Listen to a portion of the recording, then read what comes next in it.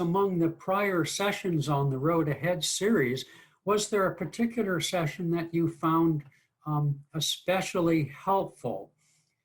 So is there anyone who'd like to comment on that? You've had a number of speakers. Anybody? Hey, this is Dan. I'll kick it off. Nice to meet you. I really enjoyed Narayan's evening with us. It was very spiritual and had a lot of meaning in terms of what this whole series is all about. Okay, thank you. Anyone else comment on? I'm Martin. I'll have to say I agree with Dan. I think Narayan's was very enlightening to me because, you know, I grew up with religion all my life, but I mean, I never really connected with what I was taught when I was younger. And I went through a period where I was an atheist. I was also a Buddhist for about 5-6 years. Okay. You're in Shoshu, Nam-myoho Renge Kyo. And I discovered this path about 10 years ago, and I think it's really helped make a lot of sense out of what I was taught in the past about God and religion and everything. Yes. Okay. Okay. Good. Anyone, any other comments about some of the programs you've watched? Anyone else? Sure. My name is Paul. I also, well, all the ones have been wonderful in different ways. Yes, Asha's talk. Pretty much anything that comes out of Asha's mouth, I listen to. There's something that's helpful. But about what Master was, the predictions and things that Master was sharing for the road ahead. And so what she shared, and also Dana Lynn Anderson, whose name just popped up on my side of the Facebook thing. And yeah. Dana Lynn Anderson kind of blew my mind away with the creative, being in the creative superconscious flow of things. Okay. So those, but it was all of them have been really great in different ways. Excellent. Well, next weekend, as we'll say at the end, my friends and fellow Guru Bhais, Zach and Haley Abbey from our farm up the road, about an hour north of here, will be on next week. Okay, so. Can you hear me? Oh, Barbara, yes. Yeah, I wanted to say that I really enjoyed the discussion. I forgot the man's name, but the discussion of economy and economic terms. And I found it was one of those experiences where in the moment, he was very clear, and it was wonderful to have concepts explained to me because I don't really know much about that. Of course, 10 minutes later, I couldn't tell you what he told me, but it was a good beginning. It was a good thing. And also, you and I have something in common. In 1972, I took off with so little knowledge and nothing, I mean, just nothing, for a trip around the world. And oh, wow. About a year and a half. Oh, good for you, yeah. Yeah, it changed my life, yes. Yeah, me too. Put 26,000 miles on our VW van that we bought in Germany. So yeah, life-changing. Thank you, Barbara. Mm-hmm. I might say that while one speaker doesn't stand out so much, a theme kind of has really come together, which is that this situation we find ourselves in can really present new opportunities and give creative possibilities even more of a chance. Change may come more easily, which is not really something I had in my mind when I started working with all of this. And that's just been wonderful to feel that and try to integrate that into my life more and more. What are the opportunities?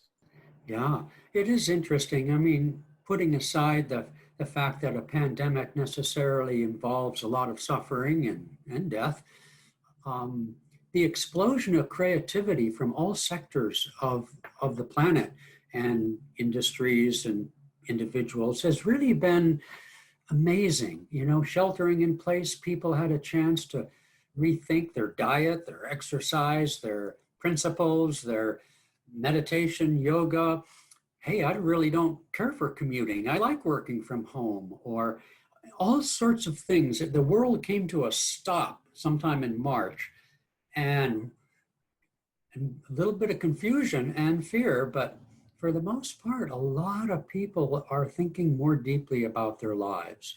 And so it took a pandemic, unfortunately, to do that, but the explosion of creativity and thoughtfulness, I find amazing. So a lot of what I'm going to touch on here as introducing different angles of understanding history, partly is based on the yugas, but I'm not going to talk much about that. You've already been through that with Purushottama. But it derives from things that Master said and that Swamiji has said. But I wanted to start with something a lot more recent, and we'll come back to it. Last Friday night here in Seattle, there was a group of people. I think they were the Antifa. I'm not sure I'm saying it correctly, but anarchists, if you will, and a rampage down through downtown Seattle without law enforcement in sight whatsoever. Even in little Nevada City, which sadly enough is subject to a forest fire right now, and potentially even Ananda Village, we're all praying. Even there, a group of people went down the main street, Broad Street, for those who have been there, Black Lives Matter, and they were confronted by flag-waving citizens who tore their signs from their hands, and whatever police were there, one or two, just walked away. And so I think we're going to see, and with the elections coming up, it doesn't matter what happens to who, but I think we're going to see an continued uptick in social restlessness and unrest. So we, have a lot to look forward to. You've already been talked to about upcoming predictions of Yogananda, so I'm not going to touch on those. But right now I'm going to adjust my lighting. I've got a sun setting right in my eyes here. Hang on just a moment. I don't know if that'll change things at all, but I hope it will. All right, maybe not. Pull down that shade. My corner here is not very well lit, so they'll probably see me start fading into darkness pretty soon. Okay. So let's begin then. A lot of things I'm going to say are not a matter of whether I like them or dislike them. It's not a matter of whatever my opinion is, but I'm going to talk about some trends which on the surface of them, as you may have seen from the intro to tonight's talk, might be deemed to be negative, but it's an important principle spiritually to understand that the divine hand, Babaji and the Master's Divine Mother, is part of history. Their influence is there. If you reread autobiography, you see that the Masters understand the challenges of modern life and have introduced in their way, of course, the practice of yoga and Kriya Yoga and so on for our benefit. But in the meantime, however, negative karma, suffering can be used, so-called negative karma. No karma is really negative. It depends how you respond.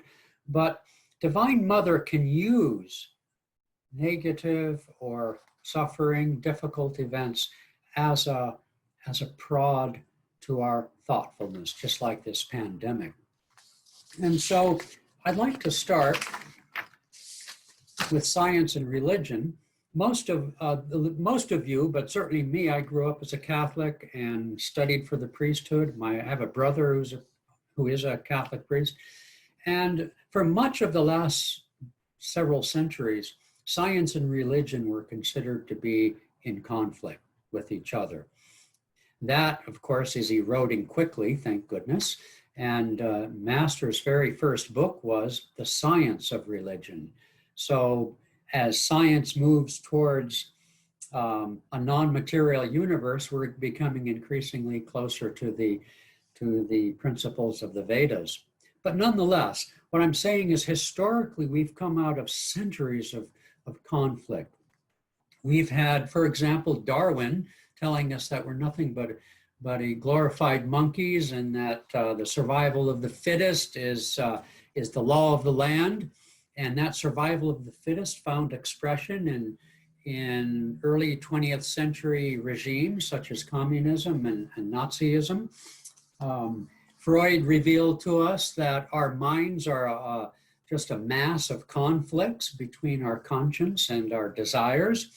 Karl Marx predicted class warfare and the end of capitalism. Nietzsche predicted or said that God is dead and Christian values would soon follow in their wake. And then into the 20th century, we have people like Ayn Rand and Sartre and others who proclaim the deification of the individual and the complete absence of morality being entirely relative to what you want. And so the 20th century was not a high point in cultural morality. And so it's no surprise that if you survey the orthodoxy of the traditional religions, for example, in India, even the leading spiritual teachers of the day all hang on to the idea that humanity is in this 400,000+ year decline of virtue, morality, and so forth. You have the Christians who are expecting us to have the rapture any moment now and the end of the world. And even some of the Buddhist fundamentalists have a similar negative view on the progression of human consciousness. Now, you all know from your study of the Yugas that Sri Yukteswar, Yoganandaji, and our own teacher, Swamiji, all have a different view. But it's a hybrid view, isn't it? Hybrid in that in an ascending age, basically the outlook long-term is optimistic, but the short-term outlook is a little more challenging. And so we have this 20th century of a great deal of destruction of morality, traditional values, and so forth. We have art for art's sake, and whatever you want to call art is art, and it doesn't have to mean anything, doesn't have to say anything, nobody can really judge it. Well, and you see that in music, hard rock, whatever. It's not been a happy period.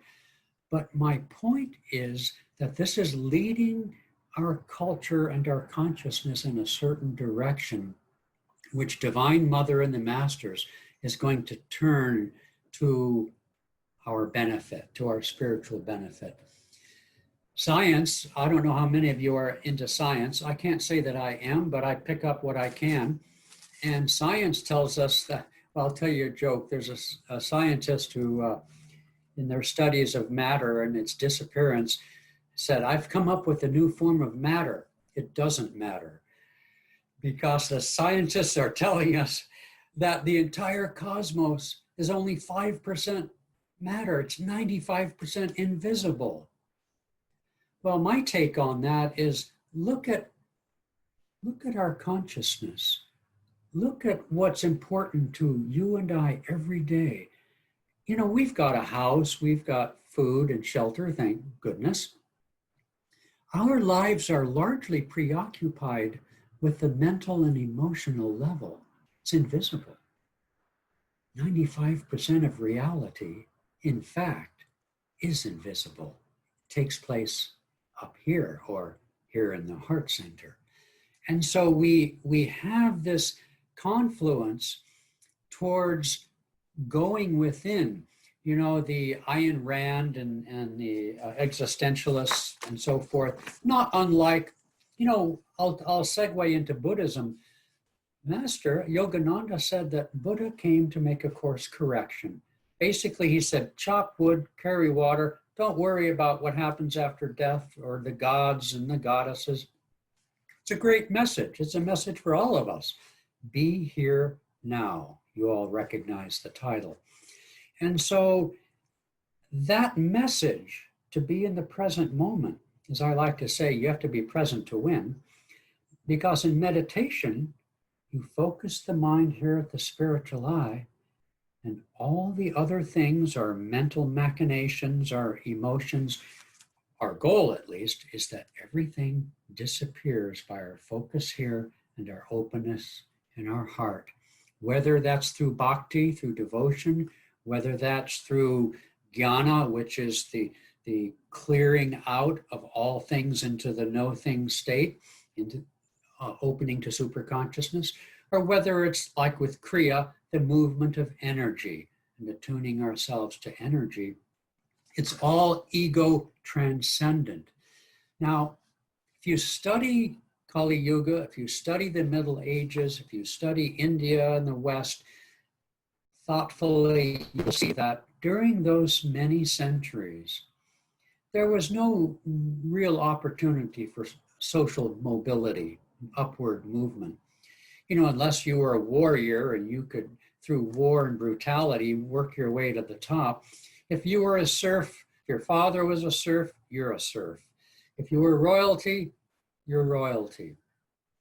That lack of social mobility gave people, and whether in India in the caste system, one's identity was based on one's, quote, tribe, as the modern expression goes, with one's caste, one's social status, one's social position. With the onset of Dwapara Yuga, of course, this is the age of the individual. And what do we see? A great deal of egotism, which is why traditional religions and so forth see a decline in morality as we begin to rethink things for ourselves. And so what's the natural antidote to an age in which the individual is considered the supreme measure of all things? Well, of course, it's cooperation, it's devotion, it's offering the little self into the great self, it's self-realization. So all of these trends are pointing us eventually step by step inward. In other words, let's take the trend of globalism, for example, whether from South America and Latin America here in North America, whether from Africa into Europe, the migration of peoples, nothing can stop it. Not even what's his name's border wall is going to stop the migration of people to countries like ours. And even apart from immigration and migration, the transference of values and expectations and the realities of the cell phone and the internet, etc., there's nothing going to stop those realities becoming other people's realities. I grew up in the 50s. You know, I don't even know if there's any small little towns like I grew up in Pacific Grove, which is close to some of you, closer to some of you than Seattle anyway. And it had been a Protestant, a Lutheran or an Episcopalian church camp in the 19th century. Became a little town, I guess in the 20th century. But those little, my friend Murli Venkatraw from Bangalore was telling me he came over to study in America in the maybe the 90s or 80s probably. He landed in Kansas. Can you imagine? You know, we're not in Kansas anymore, Toto. And yet he found people kind and helpful and so forth. But there were all these Indian students in Kansas. And so our world is, of course, shrinking, and there's a great deal of pushback to that. Europe is greatly at risk because, golly, if you're a Frenchman, you know, that means a lot. If you're a German, whereas we're just Americans, we're sort of nothing, and yet at the same time, everything. We're not quite as challenged as the European cultures might be by immigration, but we are still challenged. Right here at Ananda Community in Linwood, right next door to us, had been a beautiful forest. They ripped it all out, built homes. It's all populated by South Asians. And so we have a world, in other words, in which any former national identity, what does it mean to be American anymore? You know, all of that sort of white privilege or whatever you want to call it, that whole society is disintegrating. It has been steadily, but we've reached a point where seemingly people are pushing back against that. And so as our identity shrinks down to the individual, then it's up to the individual to find meaning in their lives. You know, back in, I don't remember when it was, but when my kids were growing up, they used to like to watch a TV show called The X-Files. Anybody remember The X-Files? Okay. It was a stupid show, but anyway, the motto for their show was "The truth is out there," and they would have T-shirts that would say that. Well, back then I would tease my teenage kids. I said, "Truth ain't out there. The truth is inside. It's in here." And when you see whether it's climate change, I mean, there's just no unified opinion on anything. The amount of polarization in our culture today is so extreme that you're really left on your own. Fake news, you know, on Facebook and so forth.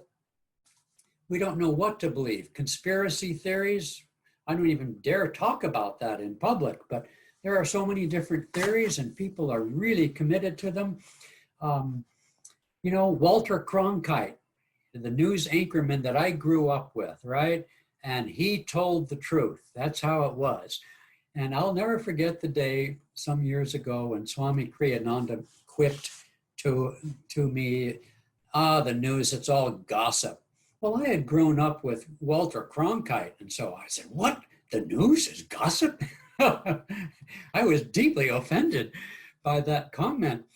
And then I tuned in. I mean, I'm not a big news hound, never was, but as I began to listen more carefully to the news, this was, 10, 20 plus years ago, I realized, well, George, what do you think about this? Well, I don't know who George is. I don't really care what he thinks about it.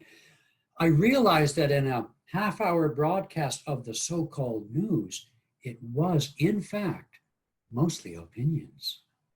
What do you think is going to happen in the stock market? And how much actual news wasn't much. When I traveled in India in 1975, I entered India during the period of emergency that was called by Indira Gandhi in that time. And there were all these billboards, and as a tourist, I didn't really see anything about it. But whenever I've been involved with some crisis, I used to go to the Berkeley riots during the 60s. I went to Santa Clara down the street there, and I'd go up to Haight-Ashbury to, go to those things, and then over to Berkeley to get gassed in the riots. And, like me and Forrest Gump, we were both there together. And since I grew up in Monterey, I was at the Monterey Pop Festival too. So, but what I've learned, whenever there's been a forest fire or a riot, whatever, anything that I was particularly involved with, I came upon a rule that the further the distance from the crisis, the more the fear and the greater the crisis appears. In the Berkeley riots, for example, it was just one block, a bunch of people getting gassed and stuff. But on TV and the 6 o'clock news, it looked like the town of Berkeley was up in flames. Well, that wasn't anywhere near the case. And so it's very difficult to get facts in today's environment. It's very difficult to know whose facts to trust.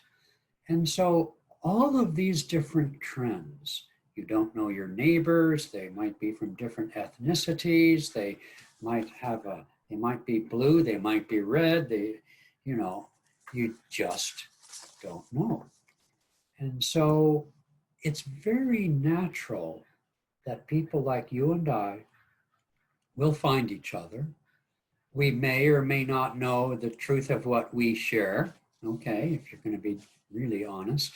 After all, until you know God, I think we need to be a little bit tentative about what we, it doesn't matter to me if Yogananda was an avatar. I wouldn't know an avatar if he ran me over with a truck. Does it matter to me? I think he was, but what difference does it make? My devotion to Master for all that I have received in my life is all that counts. The same about Swamiji. I don't really care what his spiritual stature was. I'm not going to argue about it. But as a dear friend and guide who has given me my life, my spiritual life, I'm eternally grateful. You see what I mean? Where we're going is, in effect, we are the measure of all things as it relates to us. And where is this trend going? It's going into meditation. It's going into be still and know I am. Because that's really all we need to know. And the irony of this, and you all are meditators, I'm sure, and so you have your own experiences, but I know when I first started meditating about 50 years ago, I was very much a creature of my society and my training and so forth, mostly having a rather large left brain. I never imagined, and when I met Swami Kriyananda, he was just so calm, and so every word that he said was oozed with confidence. And at first I said, wait a minute, I haven't met anybody like that, and I got to watch this guy carefully. And what I mean by that is I've learned in meditation, when we are still, and we do that every day, when my thoughts have gone to rest, that's the time I see him best. We open that window. Here's the irony, is that when we go within, but we still the ego active mind, and we open ourselves to the other, we not only gain the knowledge that we need for day-to-day life, but we begin to see things as they are. And in my life of counseling people and running the center here and so forth, I live by intuition. I don't know how I would do it otherwise. I'd be confused. I'd be doing spreadsheets like I used to. I'd be, maybe this, maybe that. But I realized that the calm confidence of knowing, gnosis, is something that comes with the inner path. And the solution to really the issues of our day is really very obviously that centering practice, which starts with the physical yoga, but really leads us to the spiritual or emotional or psychological yoga, whatever you want to call it, to the mind and beyond the mind. One of the things that I deal with in teaching meditation teachers is the fact that I think I read there's over 1,000 meditation apps out there, mindfulness apps. And when I grew up in the yoga movement, mindfulness meant watching your thoughts. Now, there's been some changes in that. It's gotten a little bit more sophisticated. They use a mantra and a word formula like we do with Hong Sa and so on. But, mindfulness, and any of you ever see the old video now, it's old now, called Doing Time, Doing Vipassana? It was a study that took place in India quite many years ago when they introduced Vipassana to the prisoners. It was life transforming. And so the meditation habit that's generally what is taught in the industry of meditation, which is becoming self-aware, is a wonderful practice. If you want to lose weight or have a better diet, usually one of the things they tell you is to write down everything you eat. If you have an anger problem, you need to become self-aware of your irritability. Well, Swamiji had a little expression that really stuck with me, and it's been a life changer. He said, awareness precedes control. And that's axiomatic. But mindfulness of how I speak, mindfulness of my emotions, mindfulness of my behavior with other people is wonderful and life-changing, but it's not what Master was talking about. It's not what the rishis, Krishna, and so forth. It is not the end game of meditation. That end game is, as Master coined the phrase, I believe he coined the phrase superconsciousness. The end game is when we go beyond mindfulness into the present, into the presence, which is why we call it a present, because it's a great gift. And so all of these different trends, stripping away the outer layer of tradition, of nationalistic self-identities. Look what's happening in the gender movement, the Me Too movement. I remember when the gay movement started in San Francisco. I was living in the Bay Area in those years. And you can say what you want about transgender and all that stuff, but from the spiritual, from the soul perspective, there is a deep urge to transcend stereotypes, to transcend roles, playing the game, having to look a certain way, behave a certain way. On the other hand, our gender, our body, and so on, and hormones do certainly affect us. I remember in the 60s, the love era of love and all that stuff. We had high hopes, and I'm afraid they were pretty well quickly dashed by drugs and other things. But our belief that we could transcend all of these things was short-sighted. I remember when I came to Ananda Village, it was just so refreshing because between men and women, we were all young then, we were in our 20s, most of us. It was just so refreshingly, we were just people. There was none of a lot of what passes for relationships and dress codes and all that stuff. It was very refreshing. And I think that's the spiritual, it's the impulse of the founding of America, which is to be free. This is like mindfulness, though. This is outer, more superficial self-identifications, but it's all moving in a direction of self-realization, which is why Master said self-realization, or the understanding that, and you'll pardon me if I twist this, it's all about me, is in fact the direction that it's going. I'm not Somalian, I'm not Irish, I'm not this, I'm not that. I'm going to find friends who share meaningful things that I believe in or I like to do. It's so obvious to me that the small community solution is right there. I'll tell you, when I came to Ananda Village in 1977 for the first time, I wasn't so sure about this communities thing. I was into meditation, I still am. And I was into self-realization, and I'm even more so. But this communities thing with all these long-haired hippies and crazy people, not the fact that I was one of them was, of course, different. I wasn't so sure about it, Swamiji, okay, he was the anchor for sure.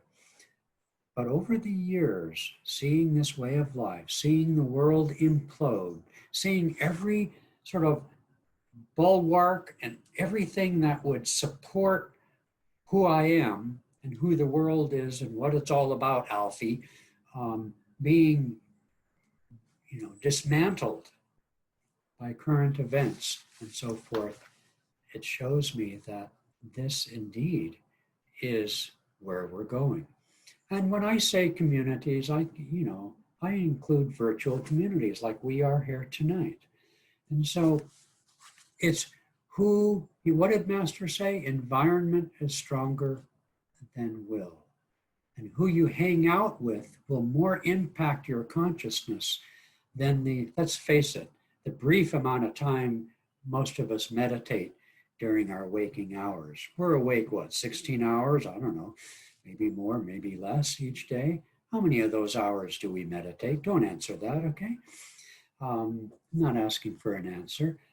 But what I'm saying is that who we hang out with in our head, as well as otherwise, is more important than anything else that we really do. And so the message of our seemingly disintegrating world is to call us within, to call us to find our values on the inside. And Yogananda he went up to Japan, remember, and when his brother died, he came back from Japan with his basic life missions message. And it was nothing less than the message of the Adi Shankaracharya, which is Satchidanandam.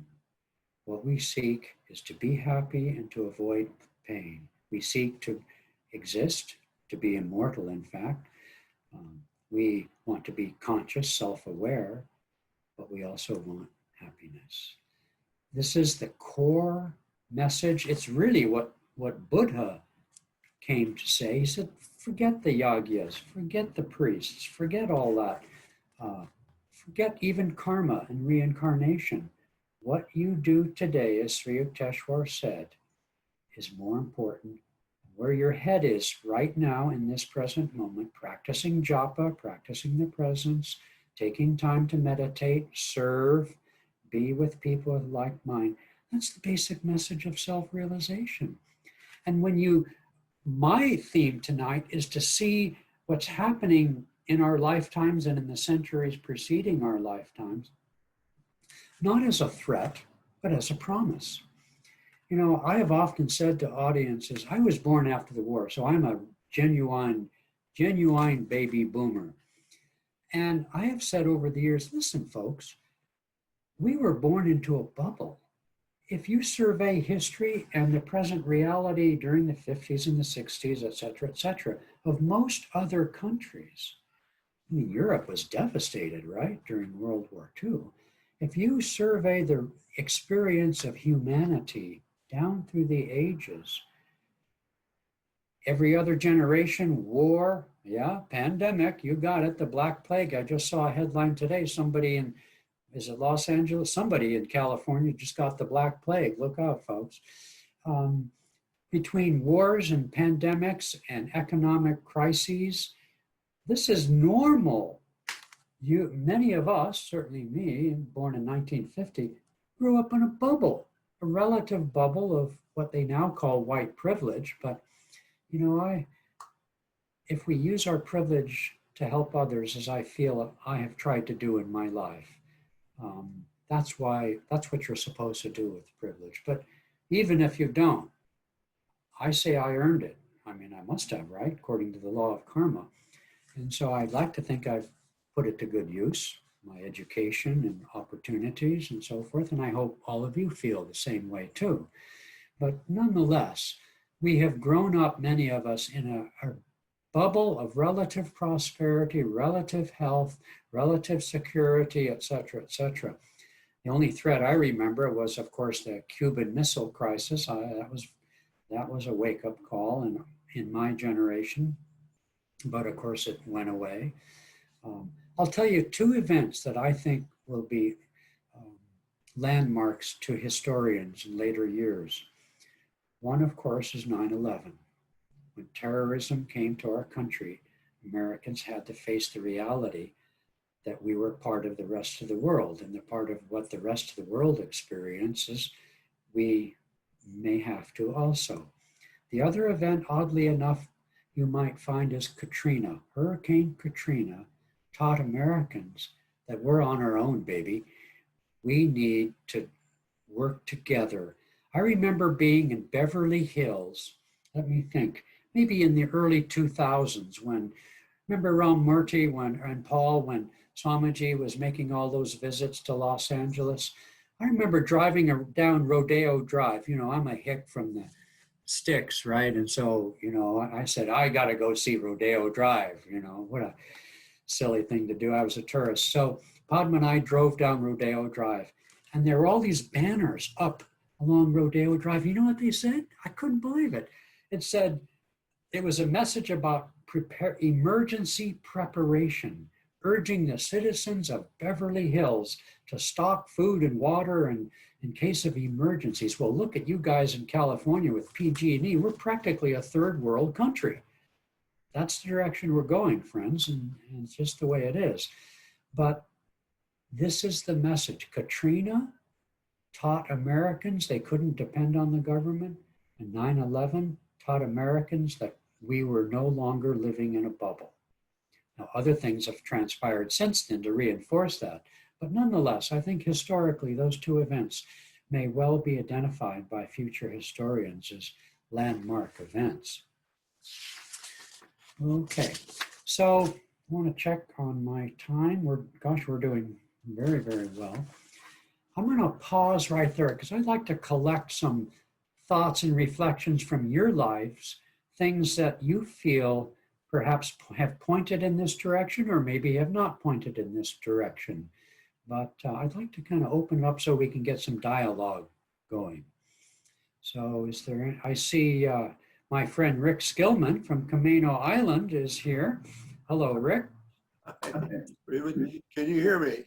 I can hear you, yes. You can hear me. Well, I would like to respond. I think in addition to what you talked about, Katrina and 9/11, and this is not political. This is not a political statement at all. But I think what is transpiring in this country right now, to me, having grown up in this bubble that you talked about,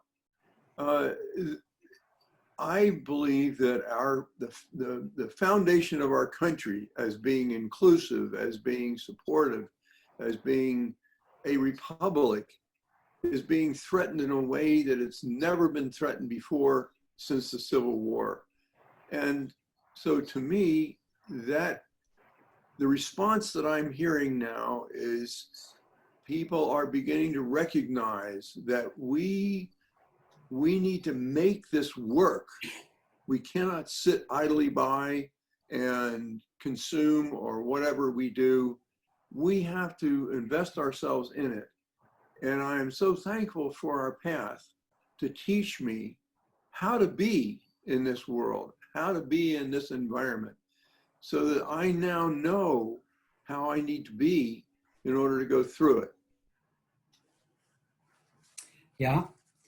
And a lot of what I've pointed to tonight could be a source of fear and concern for people. But I see it as a promise. And you've probably all heard this expression from different parts of Ananda. We were born for this.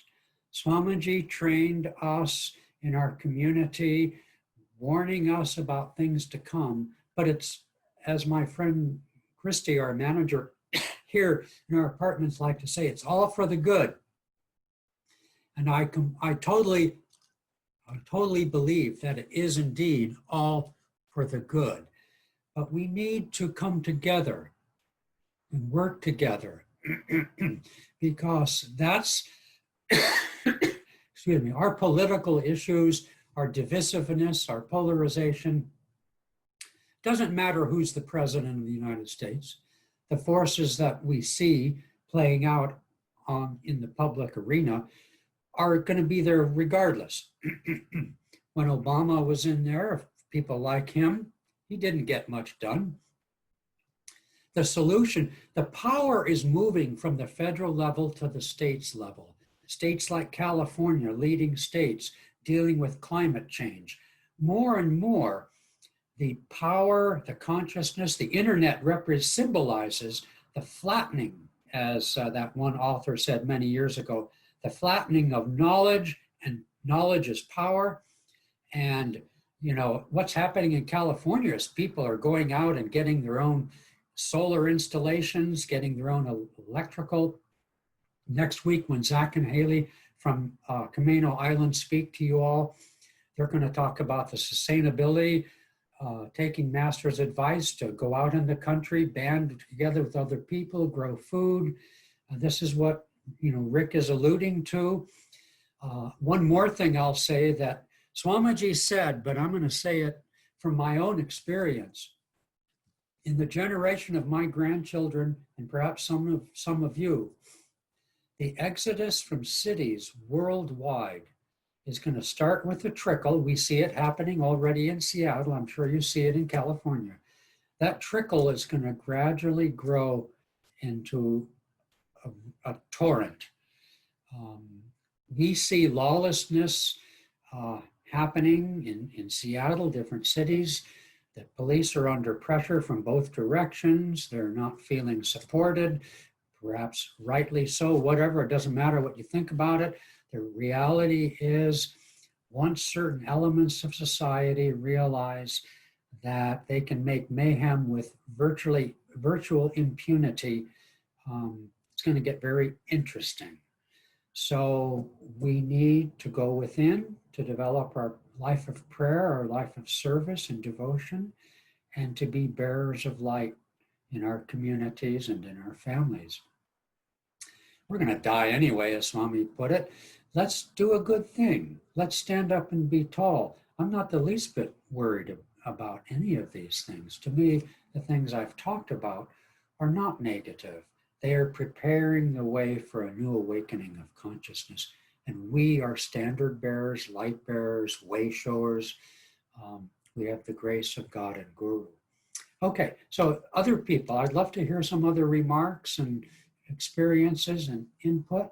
Anyone?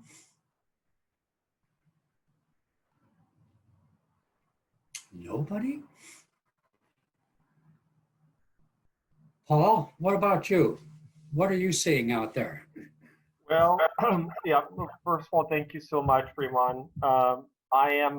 I was just sharing with some friends earlier today at a satsang that it feels like Divine Mother has taken a lot of things away in my I'm only speaking from the microcosm of my little life, but I've observed, and yet I just feel like there's so much opportunities to surrender, and what you said in the very beginning, to be creative, because I have found that for all the things that are getting taken away, Divine Mother is putting in, and it may be sentiment, but feels like Master is putting in wonderful ways to serve and to be, and just being. I mean, there's more room to be. Not having to commute so much is a revelation right now, and just how much the outward energy in the Los Angeles area of driving takes. And to me, it's been such a precious gift just simply not to drive so much. And it's interesting, Asha mentioned about when we have so much less outward required the same way, or at least some of us. And I'm blessed to say I'm one of those right now. I'm very grateful. God, Master, have somehow things have been working out for me and my husband. And also how little I really need at the same time. You know, I go get the groceries, get the gas occasionally once a month, and take care of some things and try to be of service. And then going out immediately, I'm hearing what you're saying about moving or wanting to be in nature more, because immediately, the immediate impulse is not to be in the city, it's to get to Griffith Park, or to go somewhere where there's trees and where there's a sense of spaciousness and freedom from man-made, human-made things. I don't know if I'm addressing it, but my hope, I'm not sure. My hope, of course, is that there's a critical mass of many that in this back to basics time, I mean, a little bit like the 60s. I mean, I haven't idealized, I thought of it like as a kid, but of going back to basics and living from the inside out more, a little more soulfully. And I'll wrap it up, but I found that some creative things like writing have just emerged simply because the energy has not been outward so much. So there's been more room to hear some of those inner whispers, you could say. So I'm not sure if I'm addressing your thing, but I, for one, I may be a weirdo, but I've been very grateful for this time. Extremely grateful. Yes. I feel like it's a precious gift right now to get off the hamster wheel. Well, and that's the input, Paul, I'm hearing from a lot of people, not just Ananda members, but friends and family. When the world stopped in March, and people could get off the wheel of commuting and so on, it was very meaningful. You know, people changing their habits and thinking more deeply. Apart, if there has to be suffering, well, there is suffering, but lots of other people are having a new opportunity to awaken. I just wish we didn't need a pandemic to do it, but but I'm hopeful. I'm seeing positive things and trying to interpret the challenges that we face in the outer life as ways by which that can happen. Yes, I feel that way too. Yeah. You know, to be a devotee, to live a spiritual life is a life of faith. And a life of faith means that we accept what our life is with a positive point of view, with a positive sense, a hopeful sense that this is for our own awakening, our own purification, whatever it might be. And just to have that attitude alone is life-changing and a great example to friends and family, however it might be. So are there others of you who have had experiences in this direction, positive changes in your lives or in the lives of others? Anyone else? Hey, this is Dan, and yeah. First, I'm finding the discussion tonight very fascinating. So, in my list, it ranks up at the top with Narayan's. And you, from my point of view, have a great way of distilling down, like into a crucible, these thoughts into something cohesive that's pulling all the threads together. And it kind of reminds me like of a child's coloring book where you connect the dots. You're doing such a great job just connecting the dots in a simple way. So first I wanted to say that. So thank you. Good job. And so it seems like what's going on right now presents us with an opportunity to go within. And the key there is we change our perception. Right? We have that opportunity to be quiet, look within, and really see things in new eyes. And to me, that is a gift. Yes. In our current situation. Now, has your life changed in any ways in respect to what the last few months? No, not really. Maybe in small ways, but it's provided me the opportunity to look at things a little differently and kind of refocus myself in certain areas where I might be able to help in a certain situation differently than I was doing, 6 months ago. I see. Okay. All right. Okay. Anybody else? Others? Other comments? Okay. Well, I think I can wrap it up. I think we've covered the kinds of things I wanted to share with you this evening. And that was my purpose, which is to connect some of the dots of history and culture, tie it in with the yugas, but also pointing to the path of self-realization as trying to understand where we're going, why we're going, and what we can do about it. So I think I'm good. Anybody? So Yeah. So can you talk more about this, what could on the surface look like a contradiction, that the more we become self-oriented, that is, we're no longer fitting into classifications so much. We're not just doing things because we're expected to by some group that we're a part of. So that's a kind of independence and an individuality moving forth there. And yet what you see happening in the future is community, which on the surface might look like a contradiction to that. Well, yeah. I figured Asha covered all of this, but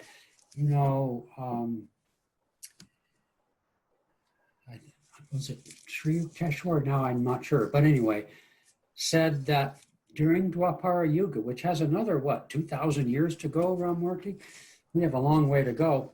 More, yeah. Yeah, more. No place on this planet will be safe. And Sri Yukteswar described Dwapara Yuga as a materialistic age. You know how in America we have this old-fashioned cliche, I don't hear it much anymore, but growing up I used to hear it, the business of America is business. Anybody ever hear that?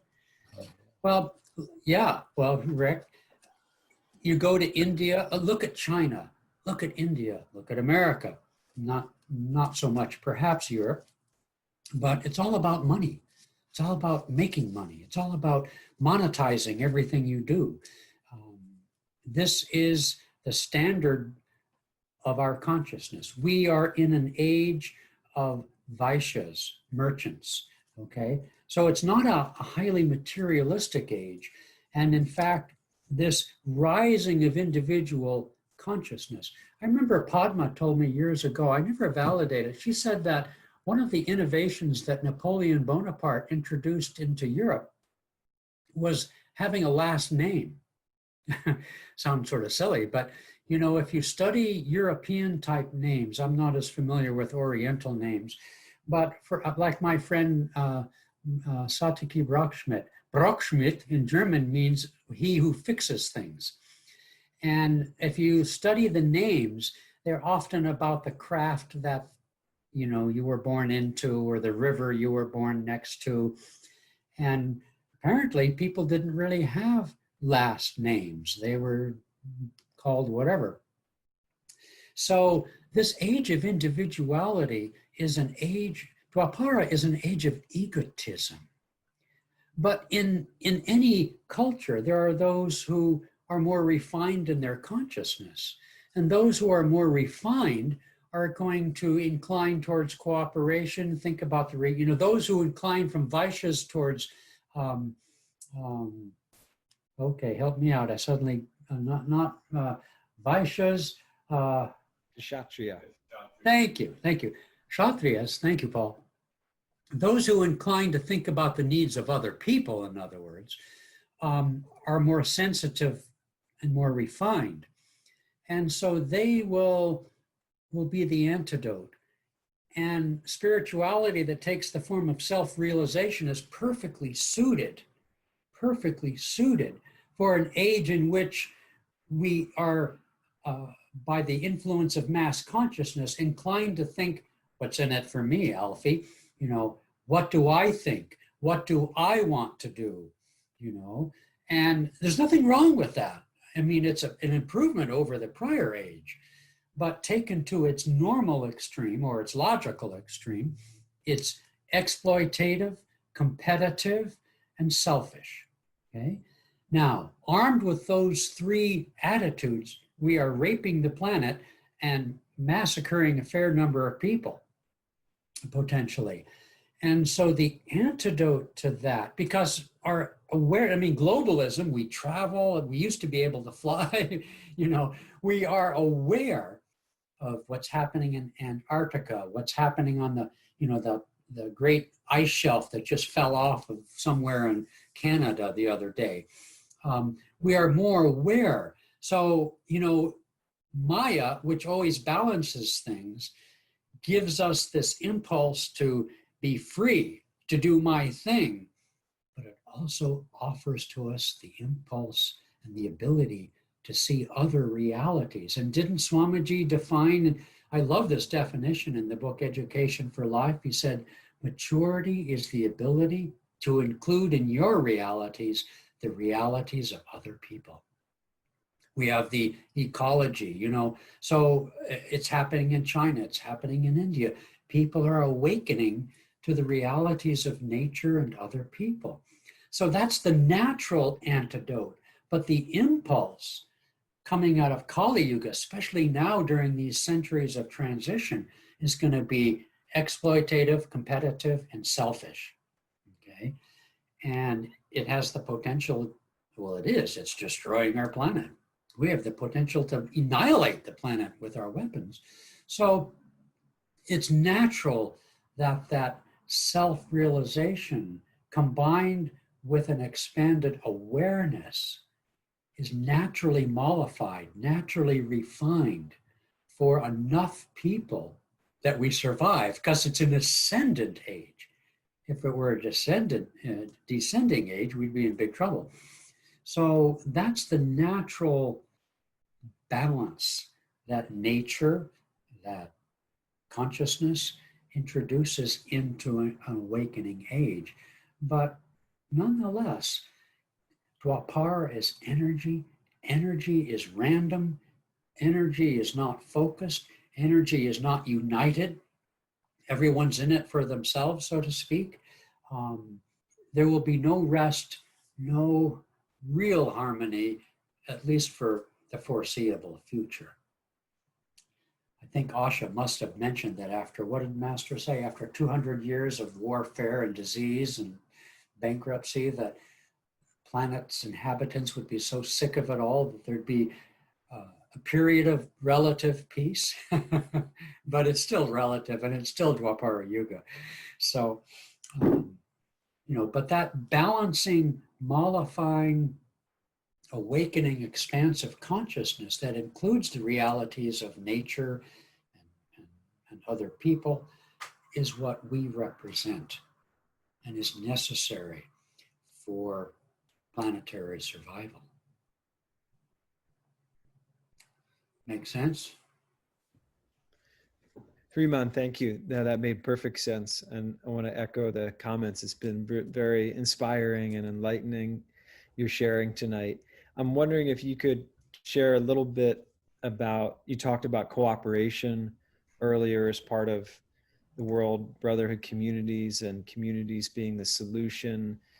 There's a lot more interest in our LA community now of actually getting land and living together cooperatively. From your experience of having led the community there in Washington, can you just share some, what you would say to be keys of cooperation, successful cooperation?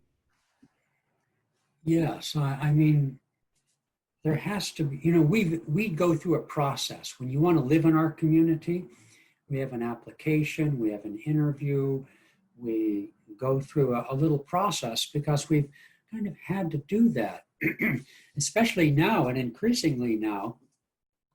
People are going to find, well, gee, that's a safe place to live. It's a nice place to live. And I think back in the 80s when Ananda Village had certain challenges when people were moving there because it was a nice place and they could raise their children there, and that's all wonderful. But they were not necessarily thinking in terms of renunciation, of self-will, the good of all. And so there does need to be education and orientation towards that. But here in the city, we do not have and cannot have and should not have as high a standard as perhaps Ananda Village. So it may be that when you all move in the direction of creating a more of an urban or even quasi-rural center or community, you're going to need to lead as much by example because it's too easy to fall into rules. And when we first got here in '93, our community was founded by a wonderful group, but they are all ex-monks and nuns from a prior lifetime. And I remember one time, one of us got a phone call one afternoon, disturbed because some of the teenage boys were shooting baskets out back behind the community and making a lot of noise and interfered with their nap. So, you have to be willing. I remember when Swamiji was talking about, when I first came, we had a membership fee at Ananda Village. I don't even think they have that anymore, but it's like $1,000 for an individual, which was a lot of money back then, and $1,500 for a couple.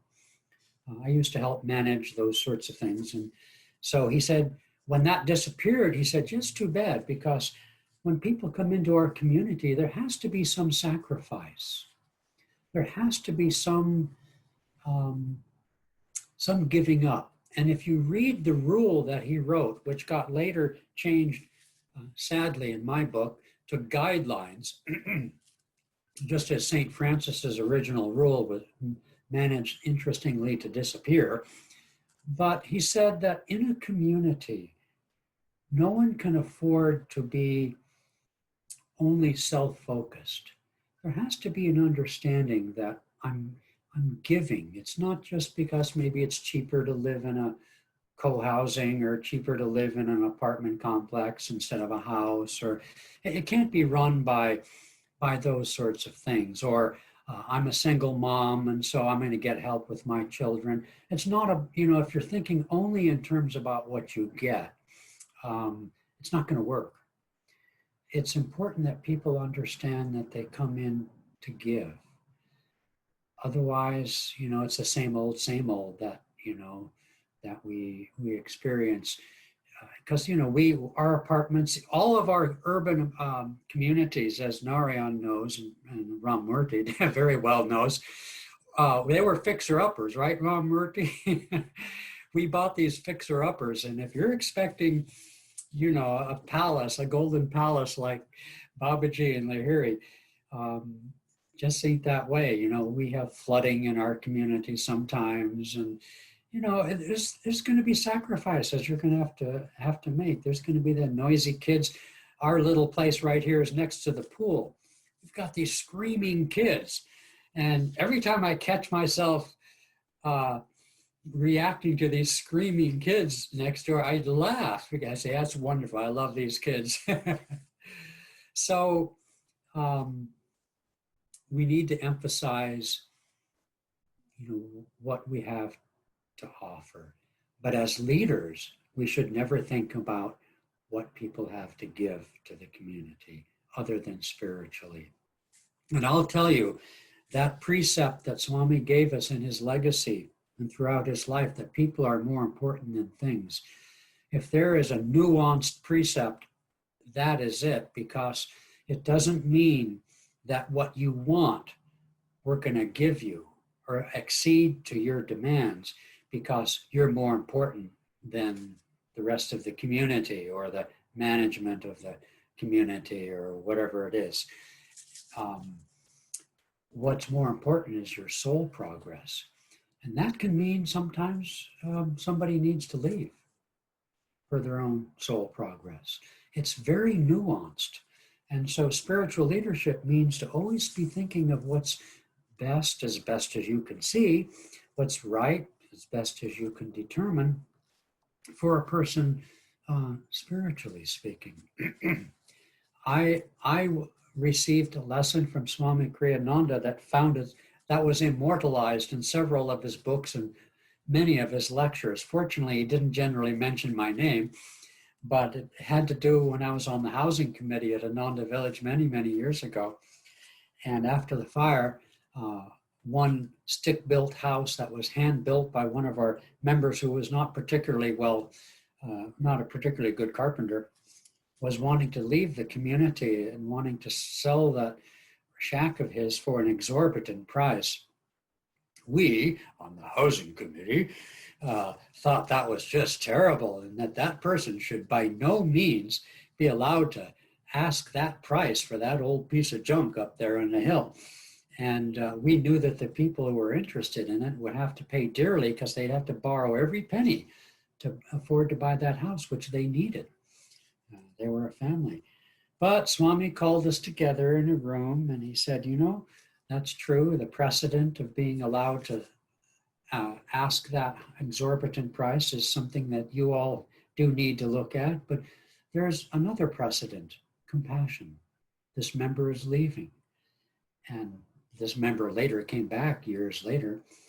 But the sense of compassion for that person's circumstances, his decision to leave the community, that was the higher dharma. That was the precedent we needed to focus on. So it's not that simple in each case. So learned a lot of lessons about that, and there are no simple answers.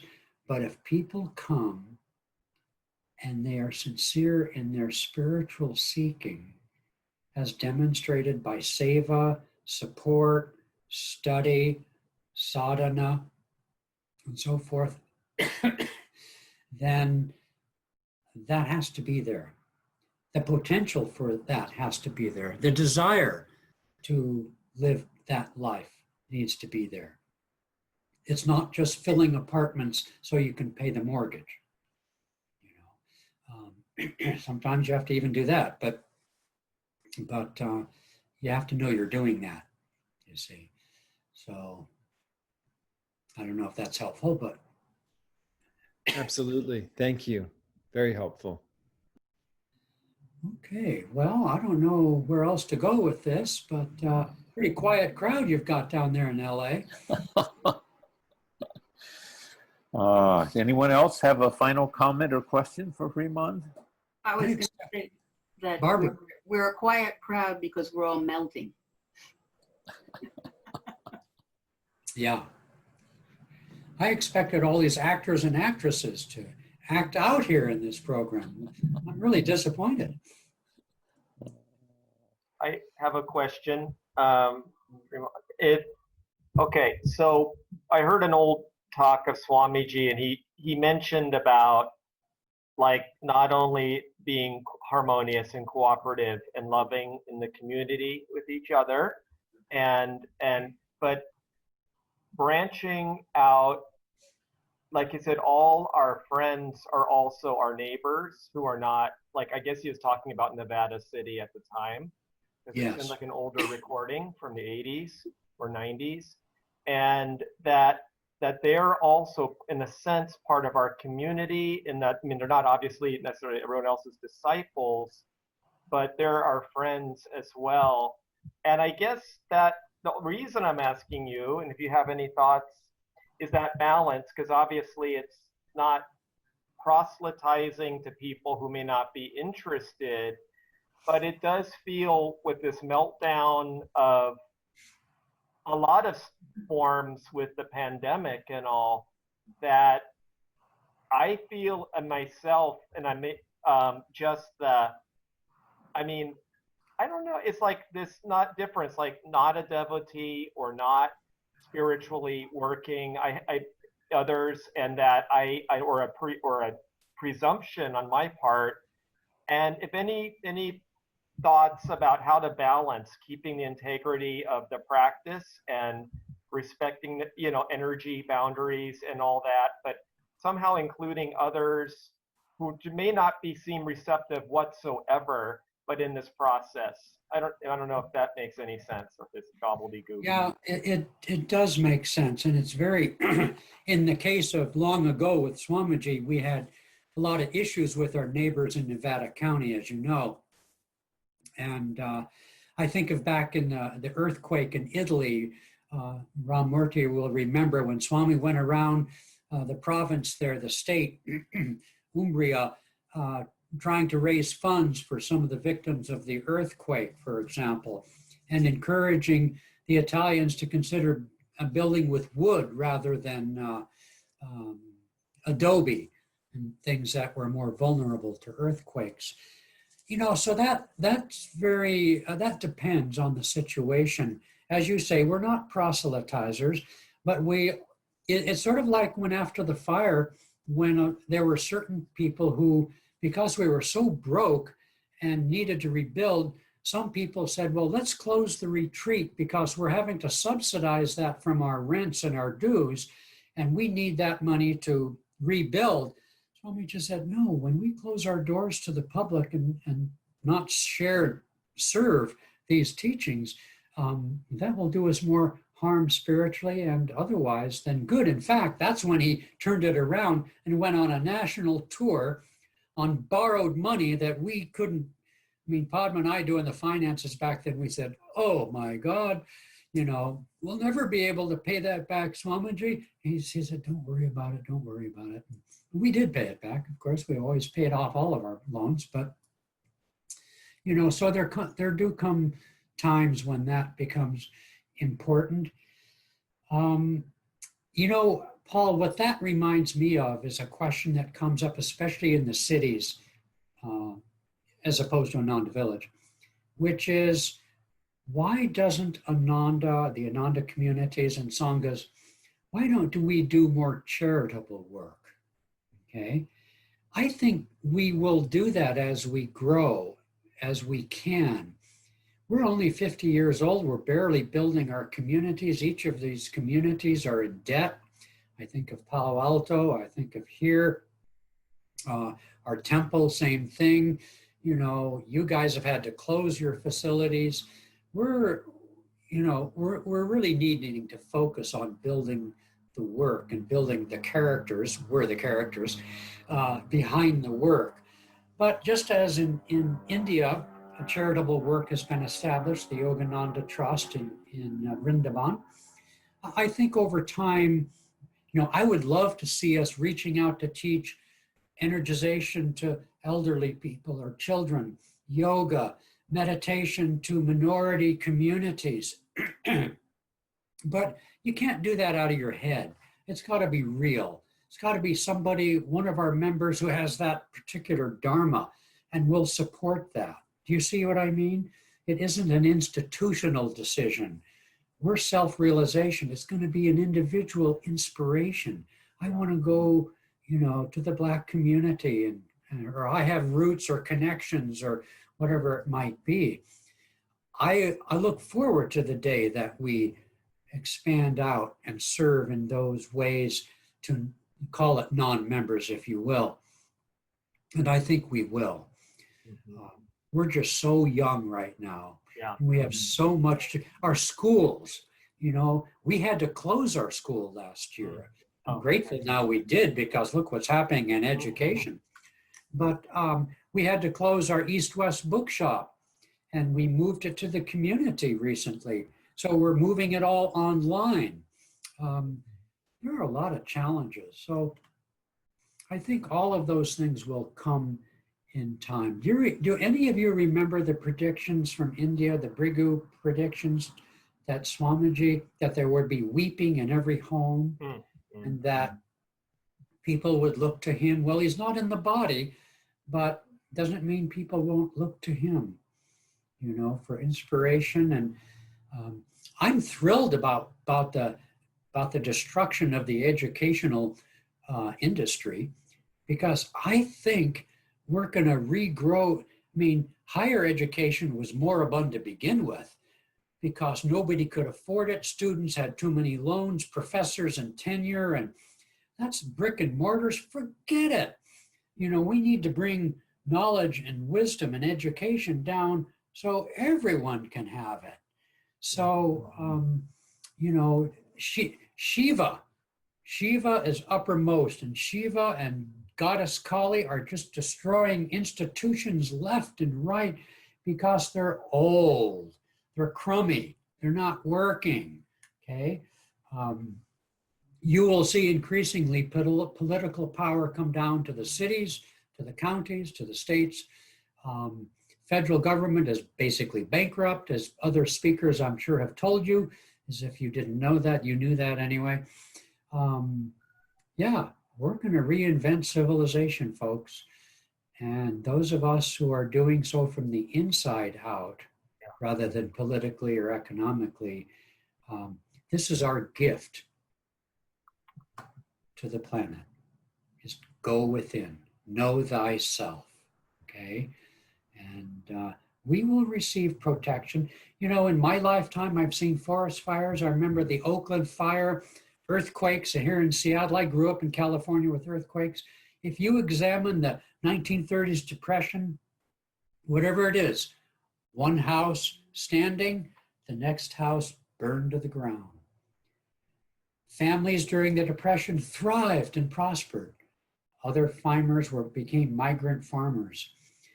Karma is ultimately individual.